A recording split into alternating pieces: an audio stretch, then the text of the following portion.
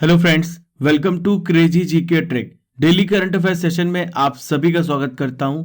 आज है 15 फरवरी 2022 और आज से रिलेटेड जितनी भी इंपॉर्टेंट करंट अफेयर्स होने वाली है उसे हम आपसे डिस्कस करेंगे। ये करंट अफेयर भारत के सभी प्रतियोगी परीक्षाओं के लिए इंपॉर्टेंट है, तो पूरे सेशन को बहुत ध्यान से सुनिए। लास्ट में मैं आपसे कुछ इंपॉर्टेंट क्वेश्चंस करूंगा जिसका आंसर आपको कमेंट बॉक्स पे देना है। पीडीएफ को प्राप्त करने के लिए आप हमारे नीचे दी गई टेलीग्राम लिंक को ज्वाइन कर सकते हैं, जिसका लिंक आपको नीचे डिस्क्रिप्शन बॉक्स में दिया गया है। चलिए फ्रेंड्स, चलते हैं आज के सबसे पहले इंपॉर्टेंट करंट अफेयर्स की ओर। आईपीएल 2022 के सबसे महंगे खिलाड़ी कौन बन गए हैं? Who has become the most expensive player of IPL 2022? तो देखिए, इनका नाम है ईशान किशन। देखिए, ईशान किशन को किसने खरीदा है? तो ईशान किशन को मुंबई इंडियंस ने खरीदा है। कितने रुपए में खरीदा है? 15.25 करोड़ रुपए में खरीदा है। दूसरे नंबर पर है फ्रेंड्स दीपक चाहर।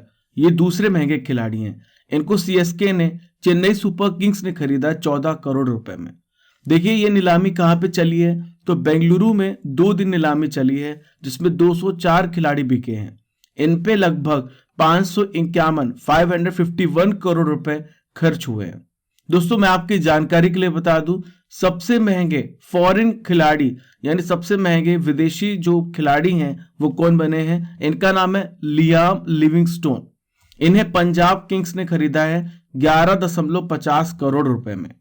आइए फ्रेंड्स, आईपीएल 2022 के बारे में मैं आपको और भी इंपॉर्टेंट डिटेल शेयर कर देता हूं। देखिए फ्रेंड्स, आईपीएल 2022 में पहली बार जो है नया समूह देखने को मिल रहा है, जिसने आईपीएल 2022 में वीवो की जगह नया प्रायोजक बना है। इसका नाम है टाटा समूह।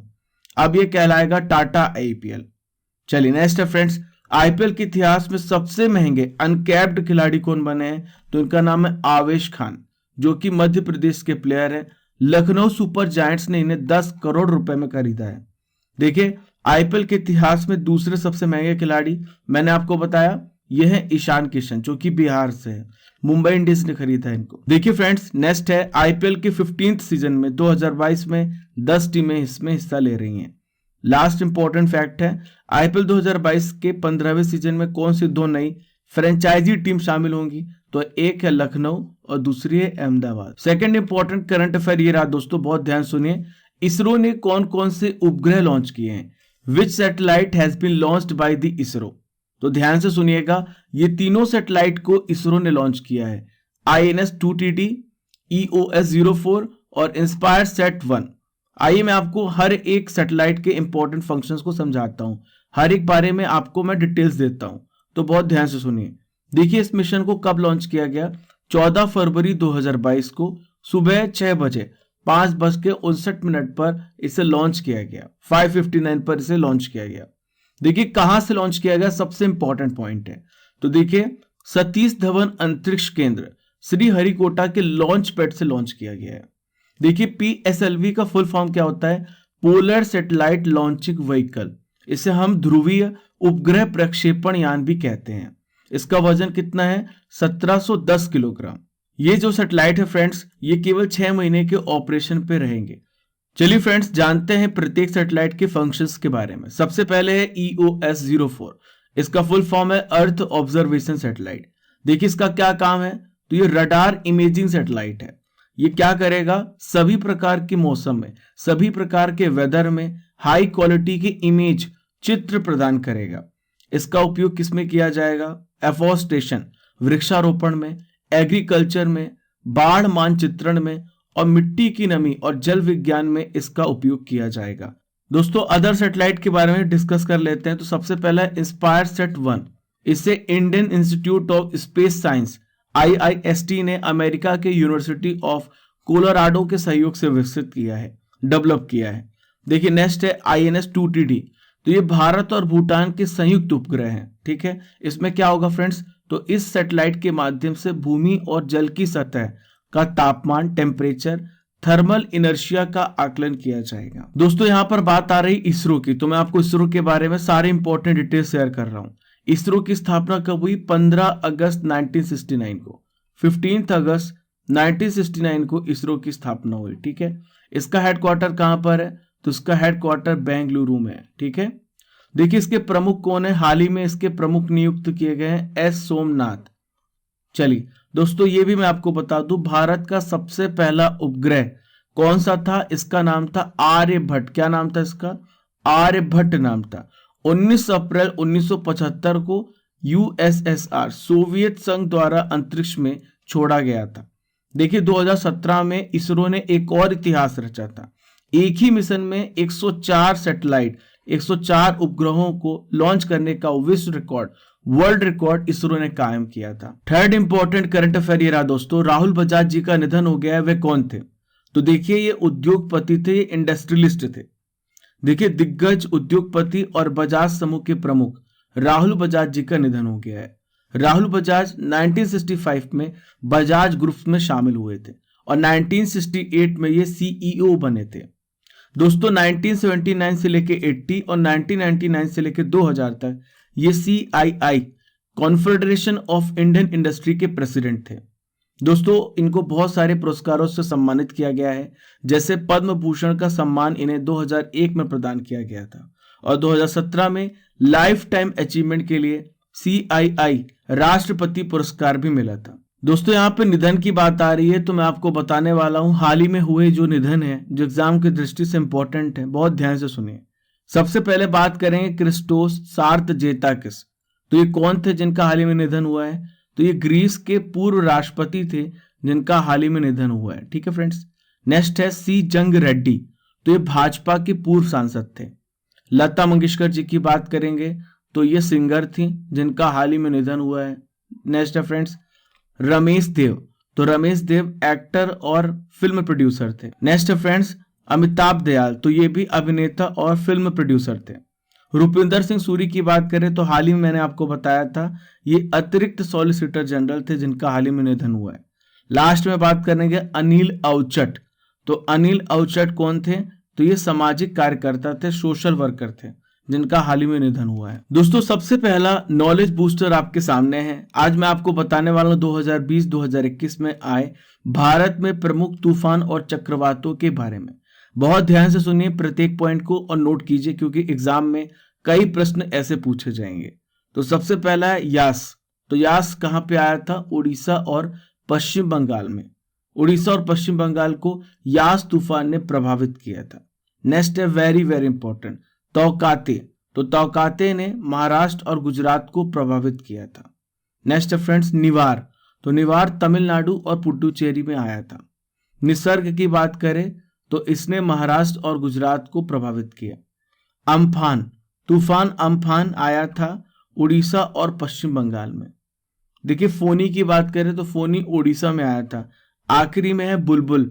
तो बुलबुल ने उड़ीसा और पश्चिम बंगाल राज्य को प्रभावित किया था। चलिए friends fourth important current affairs की ओर बढ़ते हैं। डेमोक्रेसी इंडेक्स 2021 में भारत की रैंक क्या है। What is the rank of India in democracy index 2021। तो देखिए भारत की इसमें 46th रैंक है। ये किसके द्वारा जारी किया जाता है, वेरी वेरी इंपॉर्टेंट, तो बहुत ध्यान से सुनिए। तो ये इकोनॉमिक इंटेलिजेंस यूनिट के द्वारा जारी किया जाता है। देखिए इस इंडेक्स के द्वारा होता क्या है, तो हम ये देख पाते हैं किसी भी कंट्री में डेमोक्रेसी की कैसी पोजीशन है, लोकतंत्र की कैसी स्थिति है, हम इस इंडेक्स के माध्यम से समझ पाते हैं। सबसे ऊपर कौन सा देश है, तो सबसे ऊपर नॉर्वे है जिसका स्कोर है 9.75। सबसे नीचे कौन सा देश है, तो सबसे नीचे अफगानिस्तान देश है। सेकेंड नंबर पे फ्रेंड्स न्यूजीलैंड है, थर्ड नंबर पर फिनलैंड और फोर्थ नंबर पे स्वीडन और फिफ्थ नंबर पे है आइसलैंड। सभी पॉइंट को ध्यान से सुनते जाइए और हर एक पॉइंट को नोट भी करते जाइए। आइए फ्रेंड्स मैं आपको बता देता हूं भारत के पड़ोसी देशों की रैंकिंग के बारे में। देखिए चीन बहुत नीचे है और चीन 148 प्लेस पर है। म्यांमार की बात करें तो म्यांमार 166 प्लेस पर है। देखिए नेपाल की बात करें तो नेपाल 101 प्लेस पर है। पाकिस्तान 104 प्लेस पर है। भूटान 81 प्लेस पर है। बांग्लादेश 75 और बात करेंगे श्रीलंका की तो ये 67 प्लेस पर है। देखिए United states of America USA की भी बात कर लेते हैं जो कि 26 प्लेस पर है। यूनाइटेड किंगडम 18th प्लेस पर है और नॉर्थ कोरिया 165 प्लेस पर है। तो देखिए इन पूरी रैंकिंग को याद रखिएगा, एग्जाम में इससे रिलेटेड एक प्रश्न तो पूछा जाएगा। नेक्स्ट इंपॉर्टेंट करंट अफेयर ये रहा फ्रेंड्स, बहुत ध्यान से सुनिएगा। विश्व रेडियो दिवस 2022 की थीम क्या है? What is the theme of world radio day 2022? तो देखिए इसकी थीम है रेडियो एंड ट्रस्ट। अब सवाल ये उठता है कि हर साल वर्ल्ड रेडियो डे कब मनाया जाता है? तो हर साल 13 फरवरी को वर्ल्ड रेडियो डे मनाया जाता है। यूनेस्को के सदस्य देशों ने पहली बार 2011 में इस दिन की घोषणा की थी, लेकिन फ्रेंड्स बाद में संयुक्त राष्ट्र महासभा यूनाइटेड नेशन जनरल असेंबली ने 2012 में अंतरराष्ट्रीय दिवस के रूप में इसे अपनाया गया था। दोस्तों यहाँ पे दिवस की बात आ रही है तो मैं आपको इंपॉर्टेंट डेज का रिवीजन करा देता हूं। तो सबसे पहला है भारतीय तट रक्षक बल स्थापना दिवस, हर साल 1 फरवरी को मनाया जाता है। वर्ल्ड रेडियो दिवस तो मैंने आपको बताया 13 फरवरी को मनाया जाता है। वर्ल्ड वेटलैंड डे, विश्व आर्द्रभूमि दिवस, हर साल 2 फरवरी को मनाया जाता है। विश्व सामाजिक न्याय दिवस, देखिए हर साल 20 फरवरी को मनाया जाता है। अंतरराष्ट्रीय मातृभाषा दिवस 21 फरवरी को, ठीक है। केंद्रीय उत्पाद शुल्क दिवस ये 24 फरवरी को मनाया जाता है। वर्ल्ड एनजीओ डे, हर साल 27 फरवरी को वर्ल्ड एनजीओ डे मनाया जाता है। 28 फरवरी को हर साल नेशनल साइंस डे मनाया जाता है, राष्ट्रीय विज्ञान दिवस मनाया जाता है। सिक्स्थ इंपॉर्टेंट करंट अफेयर ये रहा फ्रेंड्स, डेजर्ट फेस्टिवल किस राज्य में शुरू हुआ? In which state has the desert festival started? Rajasthan में इसकी शुरुआत की गई है, ठीक है। दोस्तों विश्व प्रसिद्ध जैसलमेर रेगिस्तान जो महोत्सव है जिसे हम डेजर्ट फेस्टिवल कहते हैं, ये कब शुरू हुआ है? 13 फरवरी 2022 को शुरू हुआ है। 13 फरवरी 2022 को पोखरण में शुरू हुआ है। ये फेस्टिवल कितने दिन चलता है? तो ये 4 दिन चलता है। इसमें क्या बताया जाता है? तो देखिए इस फेस्टिवल में रेगिस्तानी संस्कृति को प्रस्तुत किया जाता है।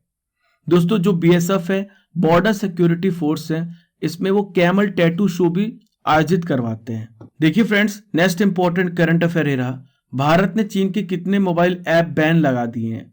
तो देखिए कितने मोबाइल एप्लीकेशन को बैन लगाया गया है? 54 एप्लीकेशन को हाल ही में बैन लगाया गया है। देखिए ये जो कार्य है किसके द्वारा किया गया है? Ministry of electronics and information technology. देखिए भारत के ministry of electronics and information technology के मंत्री कौन है? तो ये है अश्विनी वैष्णव। अश्विनी वैष्णव भारत के वर्तमान रेल मिनिस्टर भी हैं, रेलवे मंत्री भी हैं, याद रखिएगा। देखिए आईटी एक्ट की धारा 69A के तहत इन ऐप्स पर प्रतिबंध लगाया गया है, प्रोहिबिशन लगाया गया है, और इन एप्लीकेशन को ये बताया गया है कि ये जो सभी ऐप हैं ये सुरक्षा के लिए, सिक्योरिटी के लिए खतरा बताए गए हैं। दोस्तों बैन किए गए ऐप्स में कुछ पॉपुलर गेम हैं जैसे फ्री फायर और ऐप लॉक ऐप, ये शामिल है। 2020 में मोबाइल एप्लीकेशन पबजी को भी बैन किया गया था। दोस्तों मैं आपकी जानकारी के लिए बता दूं, इसके पहले जून 2020 में भी भारत ने कई सोशल मीडिया प्लेटफॉर्म जैसे कि टिकटॉक, वीचैट और हेलो इनके सहित 59 चीनी मोबाइल एप्लीकेशन को बैन किया। देखिए फ्रेंड्स हाल ही में जो 54 एप्लीकेशन बैन किए गए हैं, मैं कुछ मोबाइल एप्लीकेशन के नाम बता देता हूं, जैसे स्वीट सेल्फी HD, दूसरा है beauty camera selfie camera, equaliser और बास बूस्टर। देखिए फ्रेंड्स अब हम करंट अफेयर्स की रसमलाई यानी 2021 के इंपॉर्टेंट करंट अफेयर्स को डिस्कस करेंगे आपके साथ। तो पहला क्वेश्चन है, द मॉर्निंग कंसल्ट की सर्वे में दुनिया में सबसे लोकप्रिय नेता कौन है? तो देखिए इनका नाम है नरेंद्र मोदी जी। किस देश में दीपावली दिवस अधिनियम पेश किया गया? तो कहां पे पेश किया गया? यूएसए में। दीपावली के दिन यहां पे भी हॉलिडे की घोषणा की गई है। वर्ल्ड बॉक्सिंग चैंपियनशिप 2021 में भारत के किस मुक्केबाज ने ब्रॉन्ज मेडल जीता है? तो इनका नाम है Akash Kumar. National cancer awareness day 2021 कब मनाया गया? तो ये 7 नवंबर को मनाया गया। कनाडा के द्वारा किस देवी की चोरी हुई मूर्ति को भारत को वापस करने का फैसला लिया गया था? तो देखिए इनका नाम है अन्नपूर्णा देवी। 8th इंपॉर्टेंट करंट अफेयर ये रहा फ्रेंड्स, नेशनल प्रोडक्टिविटी डे कब मनाया जाता है? When is national productivity day celebrated? हर साल ये 12 फरवरी को मनाया जाता है। देखिए इस दिन को मनाने का क्या उद्देश्य है? तो देखिए इसका ऑब्जेक्टिव है भारत के सभी क्षेत्रों में, भारत के सभी सेक्टर्स में प्रोडक्टिविटी, उत्पादन और क्वालिटी अवेयरनेस को बढ़ावा देना, इसका प्रमुख उद्देश्य है। इस वर्ष की थीम क्या है? Self reliance through productivity. दोस्तों मैं आपकी जानकारी के लिए बता दूं, यहां पर बात आ रही है राष्ट्रीय उत्पादकता परिषद की। तो एनपीसी के बारे में आपको बता देता हूं। इसके वर्तमान महानिदेशक है अरुण कुमार झा। इसका हेडक्वार्टर नई दिल्ली में है। इसकी स्थापना 1958 में हुई थी। 9th important current affair here are friends. केंद्र सरकार ने पुलिस आधुनिकीकरण के लिए कितनी राशि मंजूर की है? How much amount has been approved by the central government for police modernisation? तो देखिए 26,275 करोड़ रुपए की मंजूरी प्रदान की गई है। देखिए इस राशि का इस्तेमाल कहां पे किया जाएगा?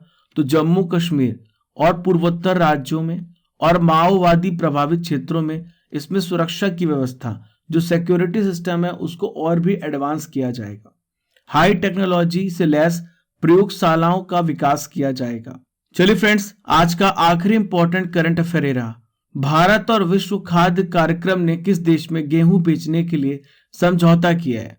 तो देखिए भारत और विश्व खाद्य कार्यक्रम ने अफगानिस्तान में गेहूं बेचने के लिए समझौता किया है। दोस्तों, अफगानिस्तान को 50,000 टन गेहूं बांटे जाएंगे, डिस्ट्रीब्यूट किया जाएगा। देखिए गेहूं को पाकिस्तान के रास्ते अफगान सीमा पार तक पहुंचाया जाएगा। दोस्तों, वर्ल्ड फूड प्रोग्राम के द्वारा अफगानिस्तान पहुंचने वाले गेहूं को आम लोगों में बांटा जाएगा। देखिए यहाँ पे वर्ल्ड फूड प्रोग्राम की बात आ रही है, तो मैं आपको बताने वाला हूं इंपॉर्टेंट डिटेल्स। इसकी स्थापना कब हुई? तो 19 दिसंबर 1961 को इसकी स्थापना हुई। ठीक है, इसका हेडक्वार्टर कहां पर है? तो इसका हेडक्वार्टर रोम, इटली में इसका हेडक्वार्टर है। ठीक है फ्रेंड्स, देखिए वर्तमान में इसके हेड कौन है? तो इनका नाम है डेविड बीसली। क्या नाम है इनका? डेविड बीसली। देखिए इनको 2020 में नोबेल पुरस्कार से सम्मानित किया गया था, नोबेल पीस प्राइज से सम्मानित किया गया था। ये दुनिया की सबसे बड़ी मानवीय अंतर सरकारी संगठन है जो भूख और खाद्य सुरक्षा पर ध्यान केंद्रित करता है। दोस्तों, अब मैं आपसे कुछ इंपॉर्टेंट क्वेश्चंस करूंगा जिसका आंसर आपको कमेंट बॉक्स पे देना है। पहला प्रश्न है, वर्तमान में इसरो के प्रमुख कौन है? IPL 2022 का प्रायोजक कौन है? राहुल बजाज को कब पद्म भूषण दिया गया? डेमोक्रेसी इंडेक्स 2021 में सबसे नीचे पायदान पर कौन सा कंट्री है? वर्ल्ड रेडियो डे कब मनाया जाता है? इन पांचों प्रश्नों का उत्तर आपको कमेंट बॉक्स पे करना है, वो भी ईमानदारी से। आइए फ्रेंड्स, 13 और 14 फरवरी के करंट अफेयर्स का रिवीजन कर लेते हैं। क्वाड की मंत्री स्तरीय बैठक कहां पर हुई? तो देखिए कल ही मैंने आपको पढ़ाया था, ये ऑस्ट्रेलिया में आयोजित की गई है। क्वाड में 4 देश हैं, जापान, अमेरिका, ऑस्ट्रेलिया और इंडिया। किस देश ने जम्मू कश्मीर के साथ समझौता ज्ञापन पर हस्ताक्षर किए? तो न्यूजीलैंड ने हस्ताक्षर किए हैं। पॉल हेनरी सेंडाइगो दमीबा किस देश के प्रेसिडेंट बने? तो हाल ही में ये बुर्किना फासो के प्रेसिडेंट बने। एन चंद्रशेखरन किस ग्रुप के दूसरी बार चेयरमैन बने हैं? तो देखिए ये टाटा ग्रुप के दूसरी बार चेयरमैन बने हैं। मुनीश्वर नाथ भंडारी किस हाई कोर्ट के मुख्य न्यायाधीश नियुक्त किए गए हैं? तो ये मद्रास हाई कोर्ट के मुख्य न्यायाधीश नियुक्त किए गए हैं। चलिए नेक्स्ट क्वेश्चन की ओर बढ़ते हैं। भारतीय राष्ट्रीय महिला दिवस कब मनाया गया? हर साल 13 फरवरी को मनाया जाता है। देखिए नेक्स्ट रिवीजन क्वेश्चन है, राज्यसभा में प्रस्तुत किए गए आंकड़ों के अनुसार 2020 में कितने लोगों ने बेरोजगारी के कारण आत्महत्या सुसाइड कर ली? तो ये 3548। भारत ने किस देश के साथ पर्यटन को बढ़ावा देने के लिए समझौता ज्ञापन पर हस्ताक्षर किया है? तो भारत ने ऑस्ट्रेलिया के साथ समझौता ज्ञापन पर हस्ताक्षर किया। सामाजिक न्याय और अधिकारिता विभाग के द्वारा कौन सी योजना शुरू की गई? तो देखिए इस योजना का नाम है स्माइल। देखिए आज का आखिरी रिवीजन क्वेश्चन है, भारत अफ्रीका संबंध चेंजिंग होराइजन्स किसके द्वारा लिखी गई है? राजीव भाटिया के द्वारा इसे लिखा गया है। दोस्तों सब्सक्राइब कर लीजिए और बेल आइकन बटन दबाना बिल्कुल भी मत भूलिए। Keep liking, keep sharing your channel crazy GK trick. Thank you friends.